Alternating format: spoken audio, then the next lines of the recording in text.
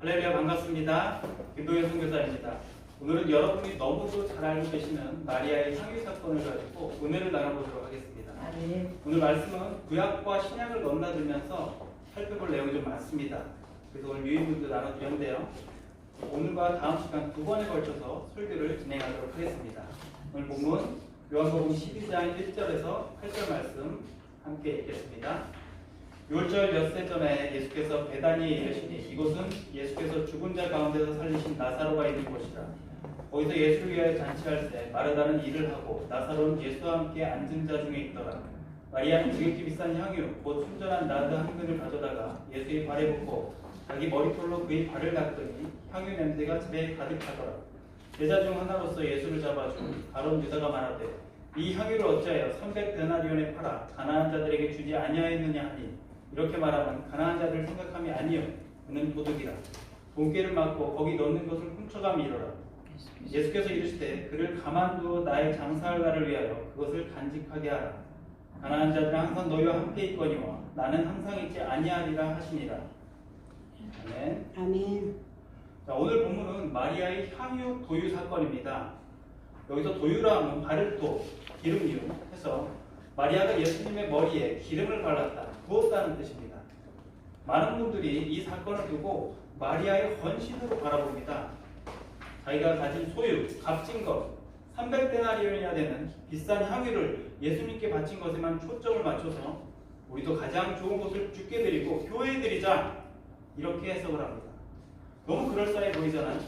뭔가 막 감동도 되고 나도 막 깨트리고 싶고. 그러나 오늘 본문은 그보다 훨씬 더 깊은 의미를 담고 있습니다. 1절을 보시면 예수님께서 6월절 엿새 전에 다시 베다니로 가셨는데 그 베다니를 어떻게 소개하는가 하면 예수께서 죽은 자 가운데서 살리신 나사로에 있는 곳이라고 소개를 합니다. 그리고 계속해서 7절에 예수께서 가라사대 저를 가만두어 나의 장사할 날을 위하여 일을 두게 하라는 구절이 나옵니다. 요한은 지금 이러한 나열을 통해서 죽은 나사로가 살아나게 되어 잔치를 벌어지게 한 것은 예수님의 장사 되심에 의한 것임을 넌지시 힌트하고 있습니다. 그러니까 이 마리아의 향유 도유 사건은 마리아의 헌신에 초점이 있는 것이 아니라 예수님의 죽으심에 초점이 있는 것입니다. 이 마리아의 향유 도유 사건은 사복음서 모두 기록되어 있습니다. 마태복음 26장에, 마가복음 14장, 누가복음 7장에 기록되어 있는데요. 자세히 읽어보신 분들은 아시겠지만 사복음서에 각기 기록된 그 마리아의 이야기 내용들이 조금씩 다릅니다. 그러니까 향유 도유 사건은 예수님의 공생의 기간 동안에 적어도 2번 이상 일어났던 일인 것이고 마태복음, 마가복음, 요한복음에 기록된 마리아의 향유 도유 사건과 누가복음의 어떤 여자의 향유 도유 사건은 완전히 다른 사건입니다. 그런데 마태, 마가, 요한복음의 마리아 향유 도유 사건도 그 내용이 조금씩 다릅니다. 마태복음 26장 2절, 6절 말씀 너희는 아는 바와 같이 이틀이 지나면 6월절이라 인자가 십자가에 못 박히기 위하여 팔리리라 하시더라. 6절 예수께서 베다니 나병 환자 시몬의 집에 계실 때 마가복음 14장 1절에서 3절 말씀입니다. 이틀이 지나면 6월절과 무교절이라 대제사장들과 서기관들이 예수를 흉기로 잡아주길 방도를 구하며 이르되 밀라이 날까 하노니 명제되는 하지 말자 하더라. 예수께서 베다니 나병 환자 시몬의 집에서 식사하실 때 한 여자가 매우 값진 향유 곧 순전한 나드 한 옥합을 가지고 와서 그 옥합을 깨뜨려 예수의 머리에 부으니. 지금 읽은 마태복음과 마가복음에는 이 마리아 향유 도유 사건이 6월절 이틀 전으로 기록되어 있는데요. 요한복음은 6월절 엿새 전이라고 기록을 하고 있습니다. 사복음서의 전체적인 그 시간적인 순서를 비교해 보면 예수님께서 베다니 문둥이 시몬의 집에 가신 것은 6월절 엿새 전이 맞습니다. 그런데 왜 마태와 마가는 6월절 이틀 전이라는 사건을 바로 그 앞에 기록해 놓았을까요? 마태와 마가가 강조하고 있는 것은 6월절 이틀 전에 있었던 그 공회의 결정이었습니다.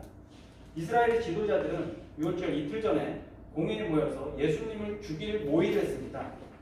그러니까 마태와 마가는 예수님을 죽이기로 한 그 사건을 먼저 기록을 하고 베다니에서 마리아의 향유 도유 사건을 회고식으로 기록하고 있어서 시간의 순서대로 기록되어 있지 않습니다. 왜냐하면 그러한 음모를 배택케 한 사건이 바로 베다니에서 죽은 나사로를 살리신 사건이었고 그리고 바로 베다니 문둥이 시몬의 집에서 유다가 예수님께 책망을 듣자마자 나가서 예수님을 팔아버렸던 말입니다. 그로 말미암아 그 음모가 실행에 옮겨지게 되었기 때문에 6월절 이틀 전에 예수님을 죽이려는 유대 지도자들의 음모 뒤에 이 음모의 매개체인 마리아의 향유 도유 사건을 기록해 놓은 것입니다. 여기까지 이해가 되십니까? 아멘. 이해가 안 되시는 분들은 방송을 살짝 앞으로 돌려서 다시 한번 들어보시고 다음 설교를 이어서 들어주시기 바랍니다. 아멘. 다시 오늘 본문을 보시면 1절에는 나사로의 죽음과 살아남, 그리고 이런 단어가 나오고요. 2절에는 예수와 함께 앉다라는 어구가 나옵니다. 죽음과 살아남, 그리고 함께 앉음, 이 단어가 똑같이 쓰이는 성경 구절이 있습니다. 에베소서 2장 5절에서 6절 말씀입니다. 허물로 죽은 우리를 그리스도와 함께 살리셨고 너희는 은혜로 구원을 받은 것이라. 또 함께 일으키사 그리스도 예수 안에서 함께 하늘에 앉히시니. 여기서 나온 죽음, 살아남, 함께 앉음의 단어와 오늘 본문에 나온 헬라어는 똑같은 단어들입니다. 죄와 허물로 죽었던 나사로가 하나님의 은혜로 살아나서 예수님과 함께 앉아있는 이 그림은 바로 이 에베소서에서 기술되고 있는 복음의 이야기인 것입니다. 죄와 허물로 죽었던 자들이 예수와 함께 죽고 예수와 함께 살아나서 예수와 함께 하나님 나라의 보좌에 앉아있는 그 구원의 이야기가 오늘 본문 1절과 2절에 그림으로 그려져 있는 것입니다. 그런데 그 구원이 무엇을 근거로 발생하게 되었는가를 보여주는 것이 오늘 본문의 주된 메시지인 것입니다. 오늘 본문 7절을 한번 볼까요? 예수께서 이르시되 그를 가만두어 나의 장래한 날을 위하여 그것을 간직하게 하라. 마태복음에는 어떻게 기술하고 있는지 보겠습니다. 마태복음 26장 12절에서 13절 말씀. 이 여자가 내 몸에 향유를 붓는 것은 내 장래를 위하여 함이니라. 내가 진실로 너희에게 이르노니 온 천하 어디서든지 이 복음이 전파되는 곳에서는 이 여자가 행한 일도 말하여 그를 기억하리라 하시니라. 예수님은 마리아의 향유 사건이 내 장래를 위한 것이라고 말씀하시면서 꼭 따라붙는 말이 복음이 전파되는 곳에서는 이 여자가 행한 일도 말하여 그를 기억한다는 말이 나옵니다. 그런데 여러분은 처음 전도 받으실 때 이 마리아의 향유 도유 사건을 전해 들으셨습니까? 요즘 전도되어 온 초신자에게 마리아의 향유 도유 사건을 먼저 이야기하는 기회 보셨나요? 그렇다면 왜 일어나지도 않는 일을 가지고 예수님은 반드시 복음과 같이 전해진다고 말씀을 하셨을까요? 이것은 마리아의 향유 도유 사건이 매우 중요한 깊은 의미를 담고 있다는 뜻입니다. 오늘 그 깊이를 끝까지 들어가 볼 거예요. 오늘 살펴본 내용이 많으니까 끝까지 집중해서 들어주시기 바랍니다. 성경을 잘 이해하기 위해서는요, 2000년 전에 유대인들이 문화를 이해할 필요가 있습니다. 물론 성경은 성령의 감동으로 쓰여졌지만 유대인들이 문학과 표현 기법으로 쓰여졌기 때문에 시대적인 배경을 이해한다면 보다 깊은 성경의 내용을 파악할 수가 있습니다. 우리나라만 해도 100년 전 조선시대 사용하는 언어와 표현 기법과 문화가 이렇게 다른데 이 세대를 수십 번 걸쳐 올라간 2000년 전에는 얼마나 많은 차이가 있겠습니까? 먼저 히브리 사람들이 어떤 때 사람에게 기름을 붓는 일을 하는지부터 알아보도록 하겠습니다. 첫 번째로 손님이 올 때 그렇게 기름을 붓습니다. 히브리인들은 샌들을 신고 맨발로 다녔거든요. 그렇기 때문에 발에 맨날 흙먼지가 묻어 있었어요. 그 발을 닦아주고 거기에 이제 기름을 붓는 일을 이제 손님 오면 해줬습니다. 두 번째로 왕이 즉위할 때 기름을 붓습니다. 또 세 번째로 거룩하게 하는 고대적 예식의 측면에서 기름을 붓습니다. 네 번째로 제사장의 의식적 성별을 위해서 기름을 붓습니다. 다섯 번째로 선지자를 세우실 때 기름을 붓고요. 여섯 번째로 장례식 때 지신 위에 부어서 바릅니다. 지금 마리아에 의해 주님께 부어진 이 기름은요, 위에 6가지 내용을 모두 아우르는 의미의 기름이었습니다.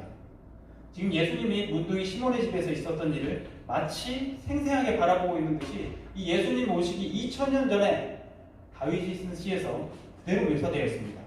시편 23편 1절에서 6절 말씀 함께 보시겠습니다. 여호와는 나의 목자시니 내게 부족함이 없으리로다. 그가 나를 푸른 풀밭에 누이시며 쉴만한 물가로 인도하시는도다. 그가 내 영혼을 소생시키시고 자기 이름을 위하여 의의 길로 인도하시는도다. 내가 사망의 음침한 골짜기로 다닐지라도 해를 두려워하지 않을 것은 주께서 나와 함께 하심이라. 주의 지팡이와 막대기가 나를 안위하시나이다. 주께서 내 원수의 목전에서 내게 상을 차려주시고 기름을 내 머리에 부으셨으니 내 잔이 넘치나이다. 내 평생의 선하심과 인자하심이 반드시 나를 따르리니 내가 여호와의 집에 영원히 살리로다. 아멘. 아멘. 이 시편 23편과 지금 주님의 상황을 잘 그려보세요. 주님은 지금 당신을 죽이려는 유대인들을 피해서 사망의 음침한 골짜기를 지나고 계십니다. 그 앞에 계속 유대인들이 예수님을 살해 협박을 하죠. 도망 다니신단 말입니다. 사망의 음침한 골짜기를 지나고 계시는 겁니다. 그러나 주님은 아버지께서 시킨 일이 있기 때문에 그 전에 죽으셔도 안 되고 그 후에 죽으셔도 안 됩니다. 아버지가 정확히 그때 정확하게 십자가를 지셔야 합니다. 하나님이 그때까지 하나님이 지팡이와 막대기로 주님을 지키시고 보호하십니다. 아멘. 아멘. 그 상황에 원수의 목전에서 잔치가 벌어지고 있는 겁니다. 그러한 사망의 음침한 골짜기를 지나고 있는 예수님에게 잔치가 벌어지고 있다는 말입니다. 시편 23편에 하나님께서 상을 베푸셨습니다. 그렇죠? 거기서 상이라는 것은 이 하늘의 상급 할 때 그 상이 아니라 밥상을 의미합니다. 이 상이라고 번역된 히브리어 슈란이라는 단어는 이 잔치집의 식탁을 의미하는 단어입니다. 그리고 그 머리에 기름이 부어지고 있습니다. 어떠십니까? 시편 23편과 오늘 본문의 이야기가 정확하게 겹쳐지지 않습니까? 그러니까 베다니 문둥이 시몬이 집에서 열리는 그 잔치는 원수의 목전에서 하나님께서 베푸시는 승리의 잔치인 것입니다. 지금 사건이 6월절 엿새 전이고 6월절 이틀 전에는 대제사장과 서기관들이 예수님을 죽이기로 모의를 하잖아요. 그렇기 때문에 원수의 목전인 상황인 것입니다. 그리고 그 잔치는 나사로가 죽었다가 다시 살아난 것을 기념하고 축하하는 잔치니까 승리의 잔치인 것이며 예수님께 부어지는 그 기름은 아이러니컬하게도 그 승리를 위한 장사지냄의 기름이었던 것입니다. 죽는 것은 나쁜 거잖아요. 그런데 성경은 그 기름을 가리켜서 희락의 기름, 즐거움의 기름 이렇게 표현을 하고 있습니다. 이사야 61장 1절에서 3절 말씀 함께 보겠습니다. 주 여호와의 영이 내게 내리셨으니 이는 여호와께서 내게 기름을 부으사 가난한 자에게 아름다운 소식을 전하게 하려 하십니다. 나를 보내사 마음이 상한 자를 고치시며 포로된 자에게 자유를 다툰 자에게 노임을 선포하며 여호와의 은혜의 해와 우리 하나님의 보복의 날을 선포하여 모든 슬픈 자를 위로하되 무릇 시온에서 슬퍼하는 자에게 화관을 주어 그 죄를 대신하며 기쁨의 기름으로 그 슬픔을 대신하며 찬송의 옷으로 그 근심을 대신하고 그들이 의의 나무 곧 여호와께서 심으신 그 영광을 나타낼 자라 일컬음을 받게 하려 하십니다. 아멘. 예수 시편 45장 6절에서 8절 말씀 하나님이여 주의 보좌는 영원하며 주의 나라의 균은 공평한 균이이다. 왕은 정의를 사랑하고 악을 미워하시나니 그러므로 하나님 곧 왕이 하나님이 즐거움이 기름을 왕에게 부어 왕이 동료보다 뛰어나게 하셨나이다. 왕의 모든 옷은 몰약과 침향과 육개의 향기가 있으며 상하궁에서 나오는 현악은 왕을 즐겁게 하도다. 아멘. 여기서 몰약과 침향은 장사용품입니다. 장사 지내는 자에게 부어지는 기름이 어떻게 즐거움의 기름이 되고 희락의 기름이 되겠습니까? 또 시편 113편 1절에서 3절 말씀을 볼까요? 보라 형제가 연합하여 동거하며 어찌 그리 선하고 아름다운고 머리에 있는 보배로운 기름이 수염 곧 아론이 수염에 흘러서 그의 어깨까지 내림 같고 헐몬에 있으리 시온의 산들에 내림 같도다. 거기서 여호와께서 복을 명령하셨나니 곧 영생이로다. 아멘. 이곳에서는 영생을 얻는 하늘의 형제자매들이 동거하고 성별된 이유를 아론과 같은 어떤 제사장이 보배로운 기름을 머리에 부음으로 말미암아 일어났다고 기록하고 있습니다. 그러니까 대제사장이신 예수 그리스도의 머리에 기름이 부어지게 됨으로 말미암아 그 예수 그리스도를 머리로 한 지체가 그 머리와 하나가 되고 성별이 되어 동거하는 일이 일어나게 된다는 이야기입니다. 아멘. 이해가 되십니까? 아멘. 대제사장은 누구시니까? 예수. 아론의 반차를 따른 영원한 대제사장 누구예요? 예수를 말하는 겁니다. 아멘.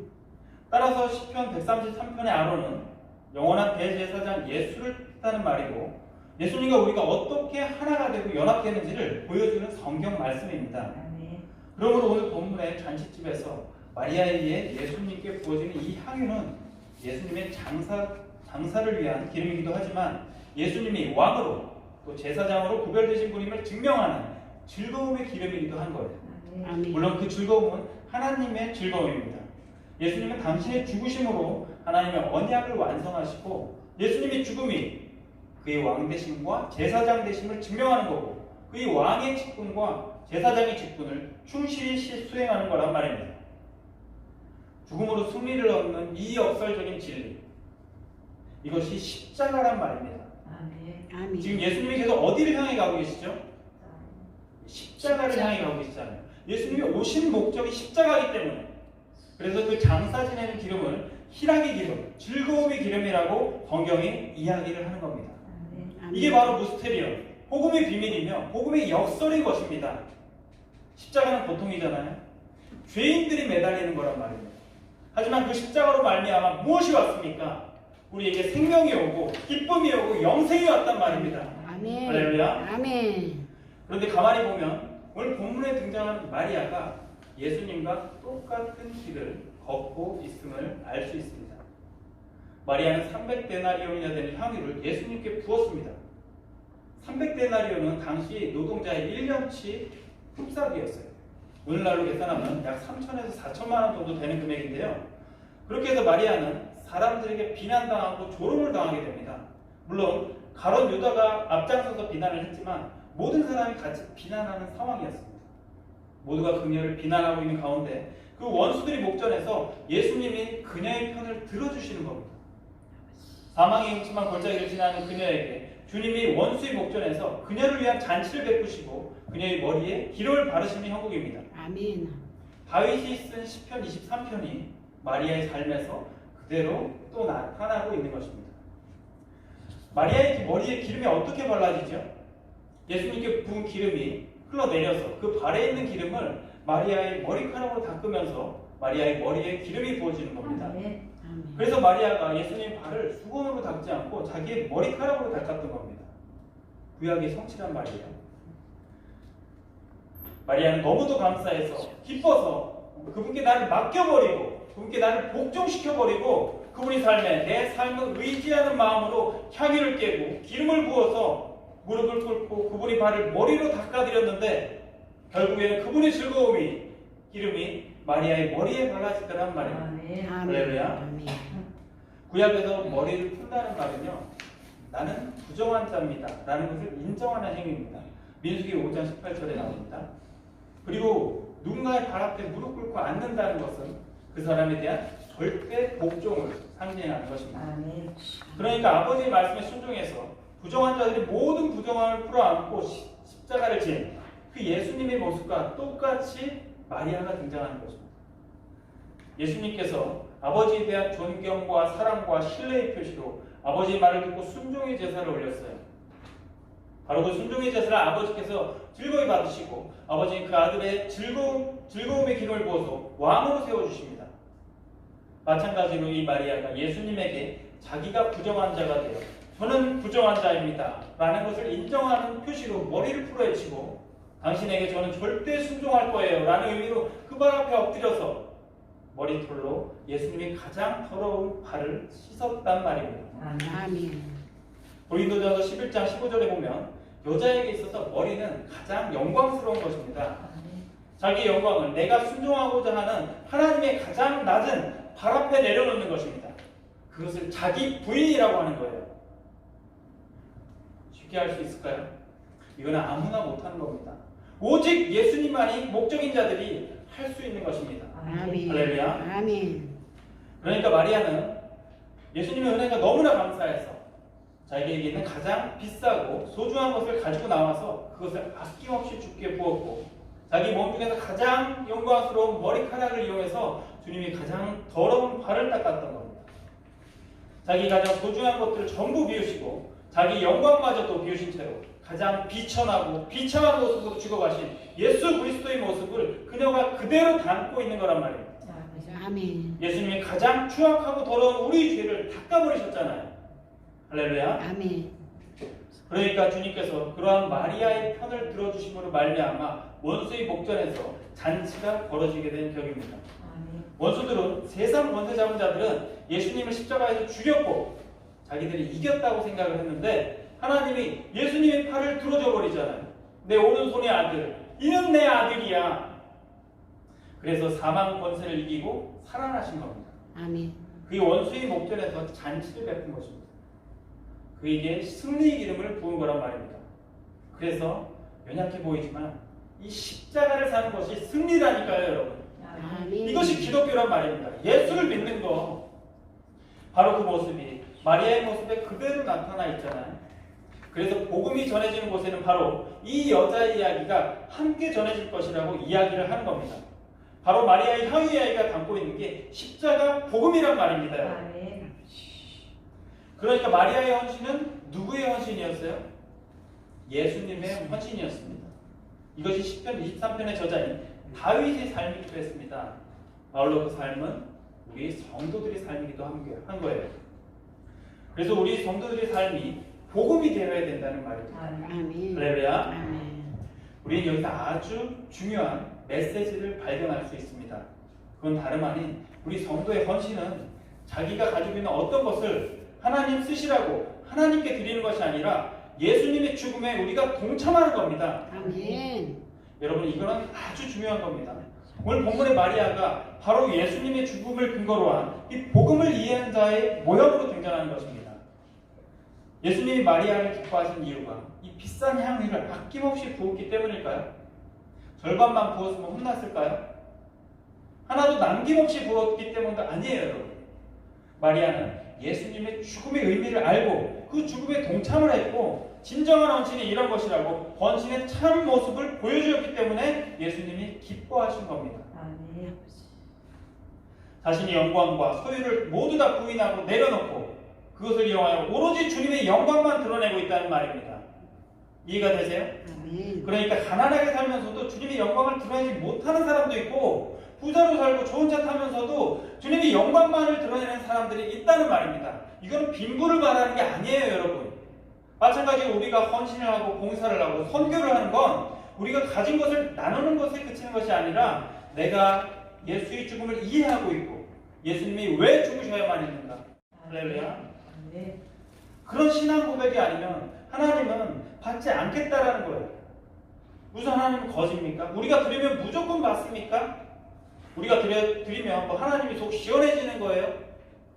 이거 없이 드리는 거는 오히려 하나님을 모욕하는 겁니다.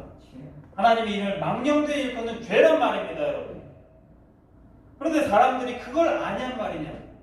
그냥 많이만 드리면 무조건 하나님 나라에서 많이 받는다고요? 성경에 그런 구절 어디 있습니까? 속지 마십시오, 여러분. 그러니까 참다운 헌신은 내가 주님께 무언가 도움이 될 것을 보태드립니다. 이 차원이 아니라 주님의 은혜로 내가 하나님께 바쳐지는 엄청나게 영광스러운 사건이란 말이에요. 아멘. 아멘. 나를 드리는 거라니까요. 아멘. 주님이 하나님 아버지께 순종하셔서 하나님이 기뻐 받으시는 순종의 제물로 바쳐지는 그 하늘의 제사에 내가 은혜로 참여하는 사건이에요. 아멘. 우리가 거기 한 게 뭡니까? 뭘 못했어요, 우리가? 내가 한 건 아무것도 없어요. 주님이 하신 일에 그냥 덤으로 딸려가는 겁니다. 그게 은혜 아닙니까? 아멘. 그것이 우리의 헌신이요, 헌금이요, 구제요, 봉사요, 선교요, 예배요, 선한 삶인 겁니다, 여러분. 아멘. 아멘. 무조건 의무감에 드리는 헌금과 헌신이 아니라 남들 다 드리니까 나도 해야지 하는 것이 아니라 진정 하나님이 원하시는 것은 우리가 복음의 의미를 깨닫고 나를 드리는 것입니다. 아멘. 오늘 마리아의 향유 도유 사건 1부는 여기까지 하고요. 다음 시간에 이어서 더 많은 성경 구절들을 찾아보면서 깊이 있는 은혜를 나눠보도록 하겠습니다. 아멘. 감사합니다. 아멘.